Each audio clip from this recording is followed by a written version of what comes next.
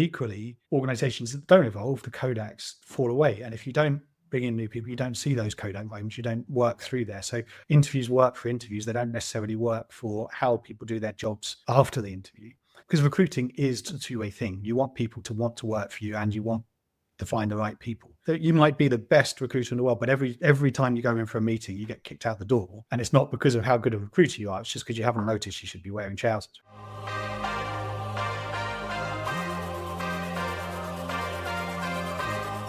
Douglas, welcome to the Objective Hiring Show. Thank you so much for joining us. Good morning. Nice to be here. Looking forward to having a good conversation with you. Yeah, it's great to have you with us. It's a pleasure. And I'd love to start our conversation today with something that I've been thinking about a lot over the past few years working in data recruitment. And that is that there's a bit of I feel like almost an oxymoron out there between companies who are saying they want to have this kind of cultural fit-based interview process where they're looking to fit people into an existing culture, make sure the candidates can come in and be part of that ecosystem. But on the other hand, seeking diversity. And these two things seem slightly at odds with each other. I'd love to get your views on the topic. Yeah, I mean, that's a really good starting point, because it's something that we're a social housing organization. So we have a social purpose, and things like that really matter to us. We have to represent the people that we serve and give houses to, and we work with them. So if we don't reflect that population, it becomes really difficult for us to operate culturally. But equally, we have a culture. We are driven by the customer. We need people to focus on that. And it's really easy to look for people that look like you and look like the organization. Whereas actually, we also know we want diversity. So there is a friction, I think, between looking for someone that's going to bring you something extra and something additional that builds on that culture, and also something that can keep you going and keep you moving over the same way in the same way. But if you don't look out, you can't get there. And I think it's a really interesting clash, especially when you start talking about things like neurodiversity, when quite a lot of those differences are hidden and different approaches are hidden, and the way people's minds works don't always come out in an interview. They just come out as different. And if you don't bring those in, you're not able to see whether they bring the culture. Whereas the culture, once you're in, I've also had people where we've brought them in and they just haven't matched the culture, and it's been really disruptive to the rest of the team. So I find it really difficult sometimes to work out why that cultural change is different and why you need to bring that in and how you actually adapt to that. It's a really interesting conversation. I certainly don't have all the answers, but it's something that I've certainly come across and build it on. I wonder if there's also something to be said for, are you in a steady state where you want to maintain the culture? Like you feel like a culture is very strong and anyone coming in needs to be able to adapt to it. Or maybe you come into a new team and you think, oh, I got to shake things up a bit. Like we need to actually change. I want someone to come in and be almost aggressively different to my current team. Wonder if there's almost an element of that as well. Yeah, I mean, certainly, I don't know, because all organizations are the organizations they are, and they reflect those organizations. So the sayings, all the sayings about an organization is only as strong as the people in it and things like that you hear all the time. So I think there has to be something fundamentally wrong if you have to come in with the organization, if you have to come in and completely rewrite the culture from scratch. But equally, organizations that don't evolve, the Kodaks fall away. And if you don't bring in new people, you don't see those Kodak moments, you don't work through there. So I think it's about balance. It's about finding the stage that you don't have to revolutionize your culture. You adapt it and evolve it. Now, what's really interesting there is almost implicitly in that you're saying your culture can stretch from here, from A to B, but it can't stretch straight from A to Z. And so there will be some people that are just too culturally different to come into that. Now, that's very close to saying, actually, I am going to discriminate and I'm not going to discriminate. But it's not on personal traits. It's not on individuals' abilities. It's on where their career paths are, and are they ready for the organization that's going to be in, and are they going to bring the organization to the next level? So I think it's that makes the difference. It's got to be objective on what the organization is, where the organization is working to, and what the people can bring into that. As long as you're quite open with your own biases and understand that everyone's got biases, you can understand how to bring those in and evaluate that and give people an opportunity to talk through how they'd approach things differently so that they can have the space to demonstrate that they can enhance the culture. I wonder if it also is a little bit to do with the current competitiveness of the industry you're in. So I happened to see just today some comments from the relatively new Manchester United owner or part owner, Sir Jim Ratcliffe, where he was just smashing the current culture of Man United in terms of a lack of data analysis in recruitment. Funnily enough, that was his biggest pain point. He thought we are like 50 years behind. We're 50 years behind what a Brighton or a Liverpool or whoever else is doing, and needing to change that. Otherwise, they simply won't be able to compete. I wonder if in something like sport, where the difference is so obvious because there's a literal league table, like you can measure it directly, that maybe there's a motivation there to change things radically when things aren't going well. Whereas maybe in any other normal, kind of more normal industry that maybe doesn't change as quickly, maybe isn't, when things aren't going well, it isn't as obvious or as immediate. I wonder whether there's also something to be said there for kind of not rocking the boat, as you say, sort of stretching the culture, but not going for someone who's complete left field. There's no one ever got fired for bringing IBM kind of thing, isn't there? But eventually IBM wasn't the right tool for the job. So you do need to move on eventually, but you got to move on at the right time and move through that. I think it's also, there is that, what is it to be an organization? And on to data analysis point of view, I keep coming back to organizations and people that say we're a data-led organization, we are data-led. And I only find that, and I've got a long background in data, so what I'm about to say may seem counterintuitive, but data can only take you so far, right? If the data shows that Man United should stop playing football because they're that bad, and instead they should start playing something else, they should play a different game, they should start selling fish is the thing they should use. Man United are not going to give up football and start selling fish, even if the data shows it's more profitable. So there's something intrinsic about Man United as a club, as a team, as an organization, that they are there to be the best football club in the world, not doing so well. So how do they meet that game? So data can only take you to the point where the organization wants to be. And that, I think, is the difference between data and culture, because the culture bit is, yeah, we could sell fish, but that's not us. And the same for us, we're a housing association. We provide houses for 80,000 odd properties. It's a large group of people that live in our properties. And that's our purpose. We don't make profit. We're there to make their houses and their communities as strong and as lovely as they can be.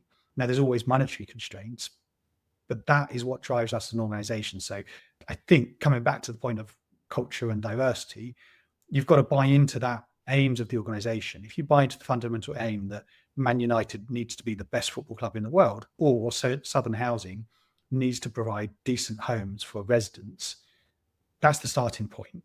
And if you can buy into that and you can show how you can support that aims, then the rest of it shouldn't matter about diversity. Then where your background is, what your situation is, whether you come from social housing background, whether you're gay, straight, neurodiverse, all those other things, shouldn't matter, because you can use that to your advantage, to the organization's advantage, to drive to that goal. So maybe that's the balance that we're looking for. I just can't shake the image of Bruno Fernandes flogging fish and chips down at the quay. So I feel like there's a meme in there somewhere. The Liverpool fans would love that one, I'm sure.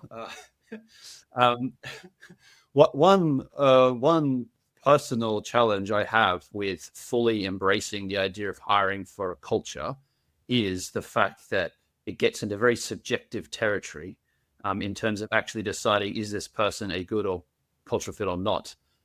So the way that we did this ourselves was, well, we spent a couple of years hiring people and realizing this isn't working very well. We need to better define who we want to bring into the business. We then came up with our core values that we thought we partly already had, but also partly were aspirational values of like the company we wanted to be. And then we incorporated that directly into the hiring process to ask candidates questions that were somehow going to try to evaluate these things like, you know, do you have a growth mindset? Do you make it happen? Are you a no bullshit person is one of our values as well. But it's still quite subjective because, you know, those things are not black and white like a technical skill. And so I just find it difficult as a data person to not think, despite my best efforts, I'm probably still at some level selecting for people that I like or that I have some favoritism towards that might not necessarily even be connected to those other values. What do you think about that? Yeah, I mean, we have the same, right? So we've got Southern Service, which is about how we deal with customers, and we've got our Southern Housing values, and they are both front and forward, and they do really perforate through everything we do as an organization. But in the recruitment process, sometimes it's easy to forget because you've got technical skills and you've got the social skills and you've got the culture value. So I think when you're working with recruiters or recruiting internally, getting those values out to the people who might apply to show what you're looking for is half the battle. So that it's almost self-selecting. You're saying to the organ, because recruiting is a two-way thing. You want people to want to work for you and you want to find the right people. So if you can get out there, this is what Southern Housing is really all about. This is providing great homes is what Southern Housing is all about. This is, you want to help with that, you can do that. These are our values. We're honest, we're trustworthy. They're heart values for us, and you can Google them, you can find them all there. But they're so honesty, trustworthy, efficiency, accountability, that kind of thing. And if you get out there and people really believe that's what the organization's about, and they see that through talking through the networks that we all have, then hopefully the people you attract, it becomes a retention thing and they will buy into that. And then it can be actually wherever your background, as long as you can demonstrate those, that's kind of the door into the organization. Once you're in that door and you've said, yes, I buy into those values, I really understand it, the rest follows. I think where it gets, it's really hard to test, as you say. And I've seen, like, I'm sure we'll get onto interviews in a minute, but where it gets really difficult on interviews with this sort of stuff, you end up asking 6 or 7 technical questions. Data, how do you write in R? What's this sort of thing? How would you convince stakeholders? That kind of, and in the end you say, oh, and how do you demonstrate the heart values? And that makes it very different, really. The heart values need to be demonstrated in how you write R. They need to be demonstrated in Python. And like some of the questions, if I'm ever interviewing someone, normally what I ask is, well, how can you put the heart values, how can you put equality and diversity into the work you do as a data analyst? So if you're coming to be interviewed for a data analyst, it's not enough just to say that the normal, oh yes, I believe in equality and diversity. Yes, I've done this, I've done that. But actually, as a data analyst, how does equality and diversity work in your role? When you're writing reports, are you writing those reports in minds that actually some people might be colorblind? Are you writing reports that make it easy to read? Are you thinking about that in the way that you write those reports? So you're testing then, and questions like that, you're testing both the technical skills and the cultural approach skills. And that, I think, does start to give you something that you can tease out. And that's about actually, does the way I work always work into the values? And that's a much better way than just keeping it entirely separate. Yeah, I'm a nice guy, which is quite often how those questions can come across. I'm wondering, the way you described that then, you could almost infer maybe by the candidate's absence of connecting to those dots in their technical answers, maybe that they're not the right fit. Like if you don't even lead them down that direction and they don't even touch it, is that part of the evaluation itself, or would you not expect them to make that leap necessarily? I mean, the best candidates will, but I think, again, you're coming down another thing. So like if you're hiring neurodiversity and if you're hiring for people that maybe they're not roles that need to be forward fronting and people focused roles, then in an interview, expecting them to be able to understand all of that and put it into context is going to be hard for them. So you do, in that judgment, you filter out a layer of people. So if you've got, like, if you're on the ASD spectrum, that might not be something you think about. So as an interviewer, you've got to pull that out. And that's, I say, interviews work for interviews. They don't necessarily work for how people do their jobs after the interview. So I think it does. And if people come out and they'll say exactly that, they can demonstrate it, they put all the dots together. It's like, oh, wow, you've really proved it, you've really understood it, tick. But I don't think, as someone doing the interviews, you can stop there and just rely on that. I think you have to probe and you have to get, again, I think a lot of this comes from pre-interview to how you present yourself. Like I try as much as I can to give interview questions to all candidates for roles in advance. So it's not about someone having to say, I want an adaptation. It's actually, what does keeping interview questions secret, what does that benefit me? Why does that add anything to the interview process? if I give them to you in advance and I say on the application form and I say on the advert, you'll get these in advance, and then I do give them, I'm demonstrating that I'm honest, I'm demonstrating that we're open, demonstrating that we're effective. And you as an individual can start seeing what we're about. And in those questions, you can start seeing actually each one of these questions has a cultural element to it. The culture is really important. If I'm lucky enough to be working with recruiters, those recruiters know what's important to me and what's important to our organization. They can steer that before they even get to the interview. So when you get in the interview room, you've already done that, and then it's making people comfortable. If you make people too comfortable, and I've been in interviews where you can clearly see they're using ChatGPT and other things like that in the background. And we'll maybe get onto that, because is that necessarily a problem? But my point is, once they're in the interview, you've made them as comfortable as possible. You've given them the best ability possible to show how they match your cultural skills. And then the technical skills come as part of that. And I'm a big believer that, yes, you need to do the job. So you need the technical skills, but you can train a lot of technical stuff where it falls down when I brought people in and the culture hasn't worked. It's a lot harder. One thing I was thinking about recently, because I traveled to a whole bunch of different countries that were vastly different from where I live in Sydney. So I went to Thailand, I went to Saudi Arabia, I went to Germany, all very different to here. And one thing I noticed as I was going to these different countries is that, you pick up on the local customs and culture pretty quickly.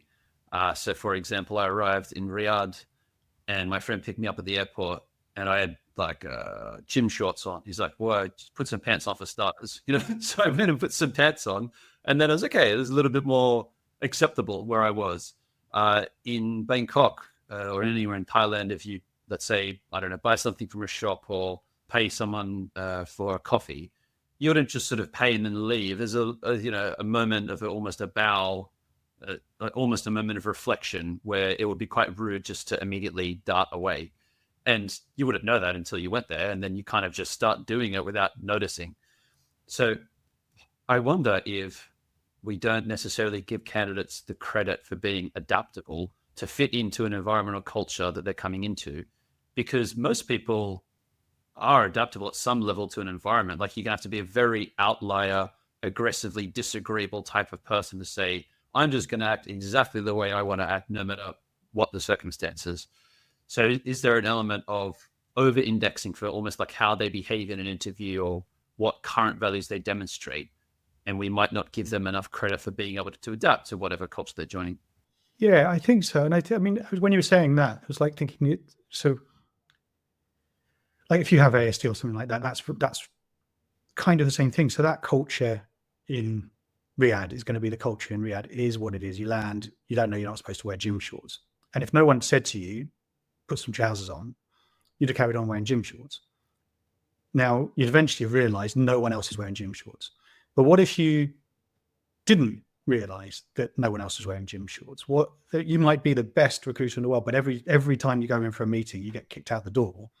And it's not because of how good a recruiter you are. It's just because you haven't noticed you should be wearing trousers, right? And I know but that could be the same when you put it back in like interviews for technical roles, where ASD or other things can be a real advantage, and looking at technical and data problems from a different mindset can get you certain solutions. But you're never going to get to the point to try and solve that, because you never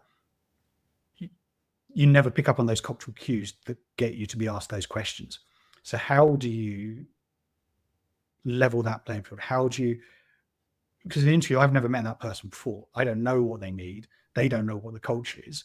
So how do you broker that to adapt to a level where the culture still works, but things do?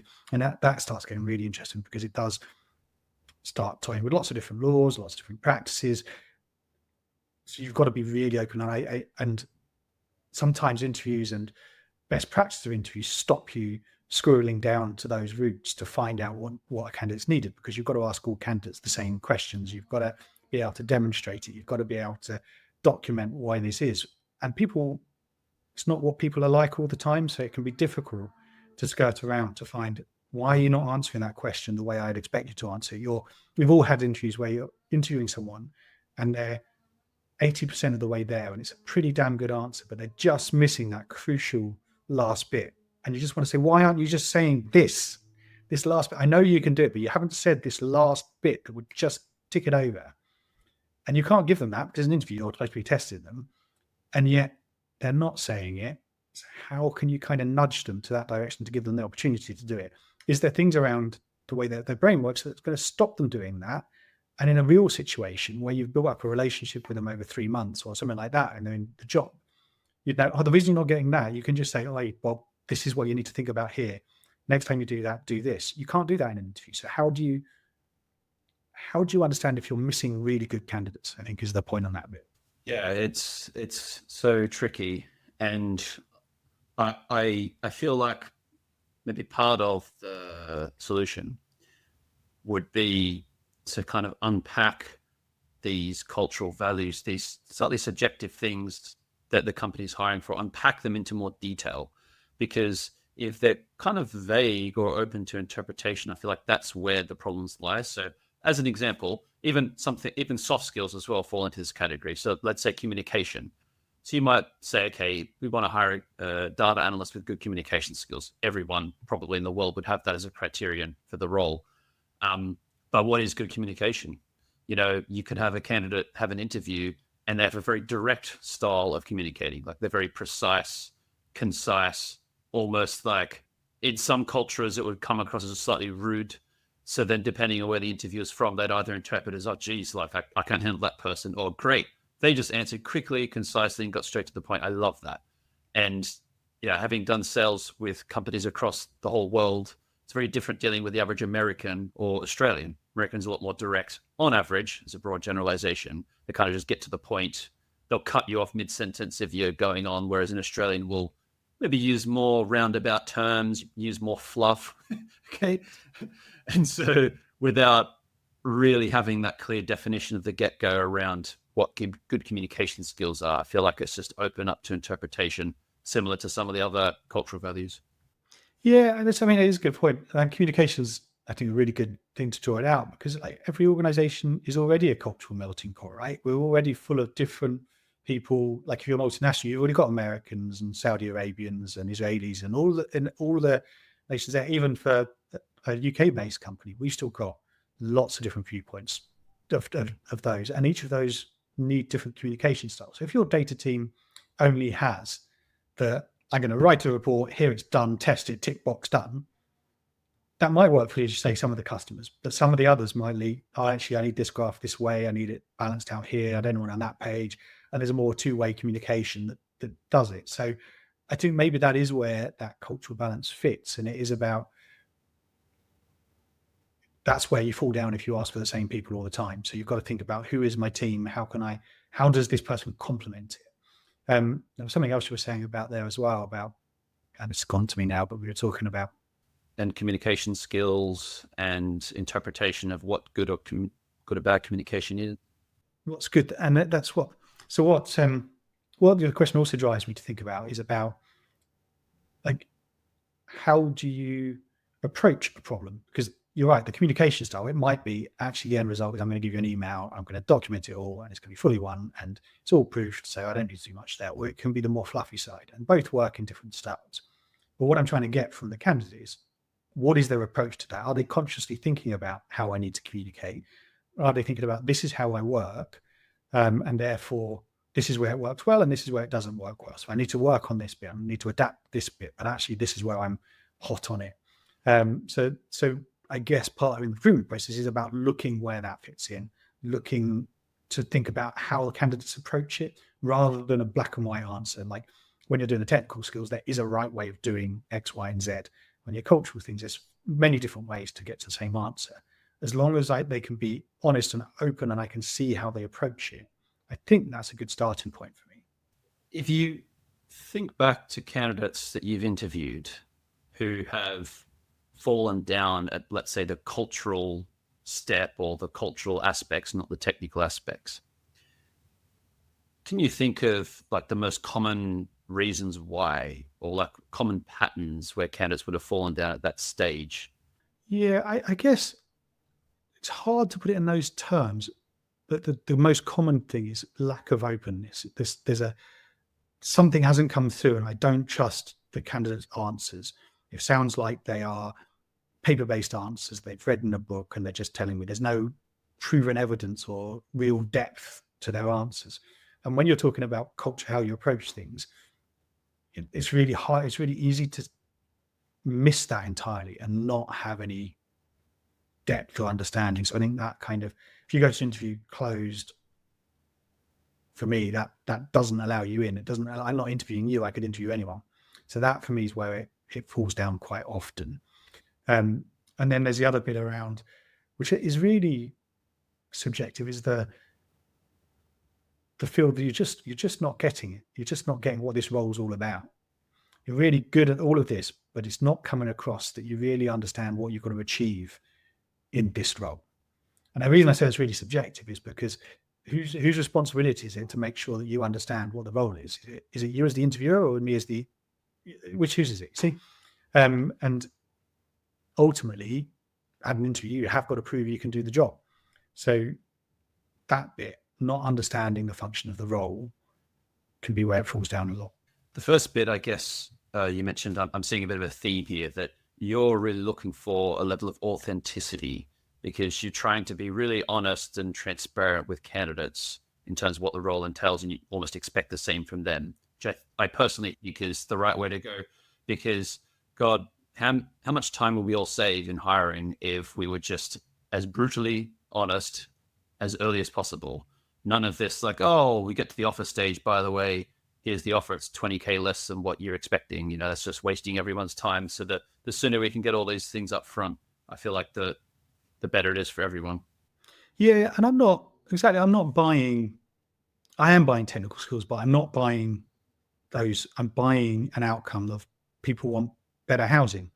I'm buying, actually, we've got to improve residents. So that's, even though it's technical skills, that's what's for. So if you don't buy into that, if you don't, on a basic level, want to provide good customer services, even if you're never going to talk to a customer, if that's not what drives you, if it's not about making the world better, then we're not the organization. If you want to go home and drive a Ferrari, go and work for an investment bank, start your own company, really push that. That's great, but you're not going to get a Ferrari working for Southern Housing, because it just wouldn't be right to when we've got people who are working in social housing and we're paying you enough to pay for a Ferrari, right? It doesn't. That balance isn't there. Culturally, those people aren't going to be there. And I see like bankers' bonuses and all of that. And a few years ago, I saw there was one that was getting multi-million pounds of bonuses, and I thought, like, God, if I got that much money in an annual bonus, I'd quit the next day and I'd go and start a charity, right?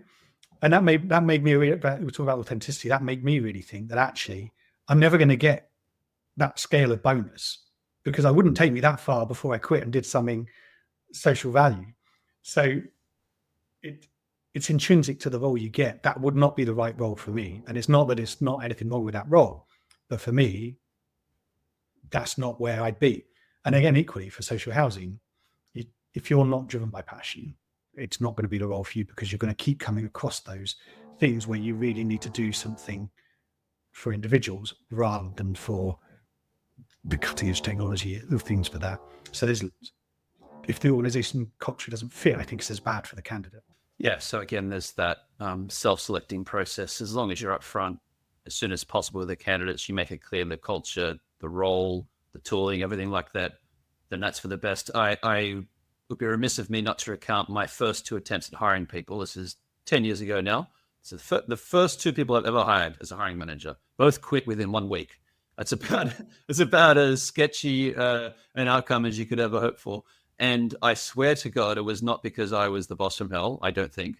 But we were introducing them into an Excel hell data environment where everything was just in spreadsheets with macros and just, oh my God, like imagine no business intelligence tooling or warehouse at all, just a mad rush to somehow combine a bunch of spreadsheets every month.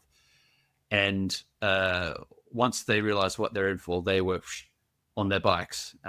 But I think the takeaway was I probably overpitched the role to them. We said, oh, we got a lot of interesting data. It's, exciting or whatever. We didn't say, you know what, the first 3 months are going to be hellish. You just have to automate away this shit, and then we can start doing something interesting. if I'd sold it like that, then they wouldn't have been surprised on day one, but they were probably surprised on day one and then horrified on day two. And day three, they were out the door. So definitely good to be upfront and open.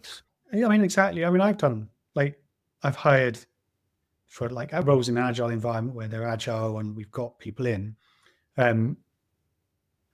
to work through that because they understand agile, they understand where it works. If I brought that same person in and then said, here's a Prince 2 exam, go do it, how would they react to that? And the same way there are people, believe it or not, that love sorting out messy, dirty data and will come in and get really into the weeds and their reward comes from that. There are other people that want the clean data to do the innovation to move on. So that, I think that maybe that's the cultural fit when with that line we're trying to pull the thread of what it is that means. It's that alignment maybe more than cultural fit. It's this is what that role is. It is going to be all these spreadsheets from hell. And if you can get them from spreadsheets to hell to being spreadsheets from Manchester, then you're fine. Apologies, people from Manchester, but I'm picking on Manchester today. Now, speaking of cultural fit and alignment, not sure AI can help with this problem any better than humans can. I feel like there's probably lower hanging fruit for AI to hack away at in the hiring process than trying to do something that's almost inherently subjective and very human, like cultural fit. But broadly speaking, with AI, have you tried to dabble at all in using AI in hiring? You mentioned candidates probably using it as part of the interview prep or during the interview. So imagine you've seen a little bit from the candidate side. Yeah, we don't use AI at all. And I don't use AI. I think we are not in an industry where you get far too many candidates. It's quite easy to pull out the ones that have got substance in the shortlisting stage to ones that you want to interview. So I don't think it actually adds too much value. I think an AI, any automation process, so there's different sorts of AI obviously, but so any automation AI is only going to get you to a point you want to get to. So it can be very good at saying, have you got the technical skills? Have you got this? But actually, we've already got tests. We've had tests around testing technical capability for decades. So they're just better at that. You're right. The cultural stuff, it's got to know what I'm looking for and it's got to know how to get that answer out. So if you're going to be interviewed by an AI robot that's got neuro-linguistic programming, can do sentiment analysis, can do whether you're happy, sad, logic, and all of that, then it can do it. But that in itself says this is what the organization's about. So you're going to come into a joyless organization where we expect you to talk to a computer all your life. I might like people, but that's what the end result's going to be. It's going to get that culture because the candidate experience is going to be, I didn't actually talk to a person until 5 interviews in. And then when they did talk to me, they just ticked a box. So I think you're right. It's not so much that AI couldn't do it. It's that it drives its own culture there. And is that what you want? Yeah, it's such a tricky one. Because, at the moment, if I went for a role and got interviewed by an AI robot, I'd probably not find that too enjoyable. It would seem dismissive, a little bit patronizing in some ways, like I'm not sure I'd enjoy it. But is that just a cultural thing? Like if we go 5 years down the track and now 99% of at least early stage interviews are with an AI robot, then I'm just accustomed to it. Of course, they'll get better. They'll get more accurate and less stupid and what have you. So is it just a matter of time though? I mean, I hope not, because I think it is there's something intrinsically human about the human endeavor of that, of a purpose. So I don't think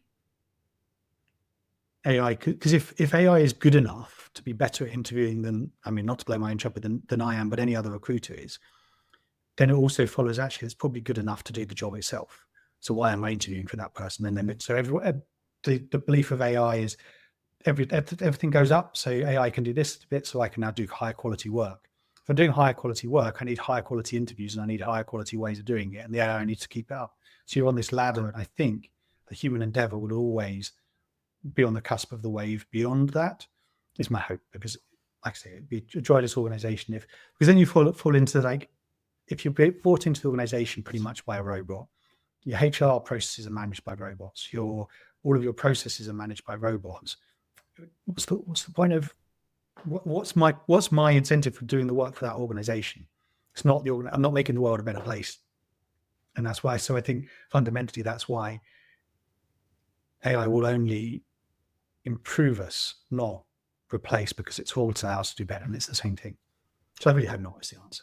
I have to say I've recently become quite a techno optimist and an AI optimist as the large language models have improved. One area I think in hiring that it could make a big improvement is in, at least in theory, fairness. So there's really interesting studies from different countries. One's from University of Sydney a few years ago that I could share. So basically they got tens of thousands of different CVs and then put them into 3 buckets. So the first bucket of CVs had an Anglo first and last name. Second bucket of CVs had an Anglo first name, Chinese last name. Third bucket had Chinese first and last name. Other than that, the 3 sets were similar. So they controlled for all the other variables.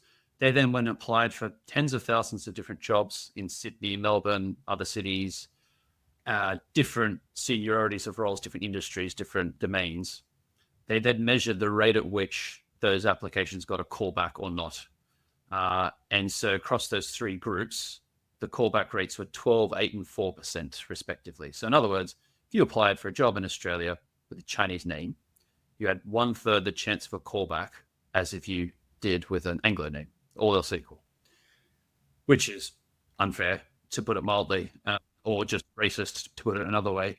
And I feel like a well-programmed AI that did the CV screening step well, and I think there are some ways to do it, surely can't be more unfair than that. You know what I mean? Like, is there not a step forward there, do you think? I think it can be really good at pointing out biases because, like, we all have them, and we all, whether they are social class, whatever it is, we all have them built in. The way that we like to document code is even a bias. There's all these different ways of working. So anything that can strip that out and present you with that bias of saying, this CV looks very similar to this CV, but you shortlisted this one and not this one. Take another look at this one. I think could be really good. And so, yes, I absolutely agree with that bit. I think fairness is that creating a level playing field is a real advantage of it, I think. The other angle where I think there's a bit of a quick win is in feedback. So at the moment, for a typical process, if you got rejected at the CV stage, you get, at best, what I like to call the sorry, not sorry rejection email. So the generic, hey, you didn't make our cut, blah, blah, blah. At least if you get some closure, that's helpful. Like, some companies don't even send that, but let's say you get a no, but you don't really know why. That's the real challenge. You don't know why your CV has been rejected. It would be very unscalable for any company to provide customized feedback as to why your CV was rejected or not. So that's why they don't do it. But if the large language model was doing that evaluation themselves and they were doing the grading and ranking and scoring, they could easily pass some of that feedback on to the candidate as well. I think you're on a bit of a self-fulfilling prophecy there, though, because you've got candidate needing to fill in this form in this structure to get past a large language model. The large language model is structured, whatever it is. It's not judging that person on that person. It's judging that on the world of other stuff that's been successful in this process. So there is an exact right words that this person can fill in, and it's not filling them in right. So the language model says, these people get through, these ones don't. Even if it just recommends it, and me as a recruiter then says, actually, no, move this one up, move this one down. The end result has been evaluated by that. And then you feed that back to the language model and says, go and tell these candidates why they didn't get that job. And it goes, oh yes, because on the internet, people that say red rainbow never get this job, whatever it is, right? And then so the next round, they know, they apply. This person, rather than being authentic, just knows to get past the large language model, they've got to just not use the term red rainbow. So then they're now using large language not to demonstrate their own skills, but to get through a gate. So they're changing who they are, they're changing what they're writing, they're changing about who they are just to get through the gate. And everyone's got to do that, because if they don't get through that gate, they can't get the feedback, they can't get through. So it becomes self-fulfilling. There's the old adage of, in a theatre, if you're sat at the front of the theatre and you stand up, or you're sat, I'm quite tall, I'm 6'3". So the person sat behind me in the theatre can't see over me sometimes. If they stand up, they get a better view, but then the person behind them can't see. So in order for them to get a better view, they also have to stand up. Suddenly the whole theatre is standing up and everyone's uncomfortable. And I think that's the same thing with relying on large language models to tell candidates why they haven't got the job that large language models have decided. It makes it unauthentic and it makes it dry. Yes, I agree. If that is the method that developers of such tools took, and I think Google or Amazon, one of them famously had some automated machine learning based processes about 10 years ago, looking for similar people who'd been hired in the past, and it was just perpetuating the existing bias. However, I think the way the tools will be built would be in a slightly different way, which would be to say it's a CV, one pass first to ChatGPT or whatever model, to then extract the skills, extract the experience, extract whatever is considered the information, not the noise, and then just match it against the job description to come up with some kind of score. So that it would basically be doing what a human should be doing, or at least human says they're doing, but in a very organized, objective way. So then it would be feeding back, well, you got a match score of 70%. Here's the strongest match, here's the weakest match. You were in the top 20%, but not in the top 5%. Therefore, that's why you didn't get a callback. I assume that's how the tools will be built out, which then I assume would solve that problem. What do you think? The feedback is still going to be, how is it going to be? You didn't get a callback because you didn't justify this skill, and this skill. And they'll just add it, you're saying, basically. Yeah, and that's still because a machine has done it, because it is not based on that. It is based on the large language that machine has access to. It's black and white at the end of the day. And I know large language models when they're presenting text, it comes out slightly different, but essentially it is, to get a score of 7, you need to say X, Y, and Z in some form or other. So then it just comes around that cycle. And I mean, I guess that's the truth of it is you're right. That's no different to interviewing and recruitment processes it is, because if the only difference is we don't give the feedback to let the loop carry on. So it's counterintuitive, but I do worry that it actually just makes it harder and makes it more likely that the right person, because how does a large language model know that a novel response is going to get a better result? Because large language only looks historically. So if you come up with, actually, I'm going to take that challenge, I'm going to do it entirely differently to the way you've never thought of before, but it's going to work, that's never going to get to a large language model, because that's never proved to work before. So why would it work this time? So you can only do what you've already done. And that's my fear of that feedback loop from there. I think you're right, the fairness approach, like HR professionals will always say, ask the same questions based on competence, look for evidence, everything like that. And again, that makes it really rich. And large language models can make that rigidity and the same approach really good. But what about difference? Then we come right back to where we started about diversity and things like that. And like I say, neurodiversity particularly, if you do things in a different way, maybe only 7% of people have been successful in this role by taking the approach of doing things in a different way. A large language model will say, no, they're not. The chance of success for that person is only 7%. But if that 7% also goes with a match to the culture, then that 7% can be your key differentiator of, wow, you've changed everything. Like there's loads of candidates come into roles. Most of them are pretty good at the job. The ones that change an organization are the ones that really jump in and get it and do things beyond the role, and will come in and say, oh, that's great, I'll do that, and now I'll do X, Y, and Z. And in 5 years' time, they're not doing the job you brought them in for. They're doing a different job, and they've been promoted, and they've gone through, and everyone's working around different ways.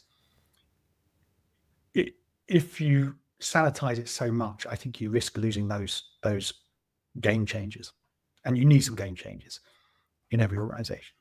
Yeah, you're right. And if AI, as you say, over sanitizes it, you go down that path. I've heard also that as a general criticism for overly structured interviews with humans. If you just ask these same questions, you're just looking at that, you kind of miss the outliers almost by definition, because you're just forcing them down this track, asking these specific questions. And yeah, that certainly seems counterproductive. But what about thinking bigger picture now? Have you had like the proverbial magic wand, be it AI or some other kind of magic? How would you be trying to fix the hiring process? I think there's a lot of things to think differently. I question how good interviews are. I question how good shortlists are. I think they all have their place because they get you through. But here I've taken out interviews, shortlisting, pretty much all the recruitment process. I question if it really serves a purpose. So I think what I'd like, if I could snap my fingers, it would be flexibility, to create some sort of flexibility that changes it on its head. So it becomes more like, I don't know, it's like, for me, for speed dating, something like that, where you have a conversation of, I haven't got a rigid role, I've got a problem I want to solve. How do you solve that problem? You get creative thinkers, you get those sorts of things. And then you work out the rest of it from there. But I'm conscious, if I've taken all of that structure out, you could get some really crazy outcomes. So it's balanced, but I do think we get too far down the road of everything has to be really structured. So I get this result and I can prove it, and there's no risk in this, because risk is what drives business. On the spectrum of intuitive to data driven, how would you characterize your own hiring philosophy? Where would you fit on that spectrum, do you think? I would say, my HR colleagues are killing me. I would say I'm much more intuitive. I think you've got to, that is where it is. And I would, like I said, data professional background, technology background. I actually value a lot of process, a lot of structure in the way I work. But I don't think that's what humans add. So in my interview approach, it's intuitive. The structure should take care of itself. The proof should take care of itself. But the decision, the understanding, for me, it's people things that matter. And yes, that's where it is, I think, for me, much more that. And like what I was going to say, so I have ADHD, and if I had an organization of people working, we all had ADHD, it would be a crazy place. So you need a balance, you need the structure, and you need people that will do things differently. So for me, recognizing that, yes, I'm an intuitive interviewer, means when I interview people, I've also got to bring in people that balance that. So I don't go off on a tangent and hire willy-nilly, that I don't hire a fishmonger for a football club, coming back to that one. So I've got to have someone on the interview panel. And I think that's why you need a panel. It can't just be my decision. Even if I'm the recruiting manager, having someone there that's different to me in every way, that can say, no, Doug, you've just gone down a rabbit hole there. And have you really thought about how that's going to think? And having the honesty with other panels that they can challenge and they can push is the nirvana of it then, maybe. Well, it's a nice tie up then to you having that diversity of thought, diversity of skill set also in the hiring process to ultimately make a better hiring decision. As a final question, Douglas, if you could ask our next guest one question about anything in the world, what would that question be? How do you balance diversity and cultural fit? Let's go right back to the start, right? Yeah, that's a good one. And I don't think I have the answer, that's for sure, but I will level that question at our next guest, maybe later this week. So I'm looking forward to hearing what they say. And I'll share that with you. I'll share their response. Douglas, it's been a great conversation today. We've covered a lot of different topics. It's been very relaxed and informative, and I'm sure our audience have really enjoyed it. Thank you so much for joining us. Thank you. It's been a very enjoyable day. Thank you.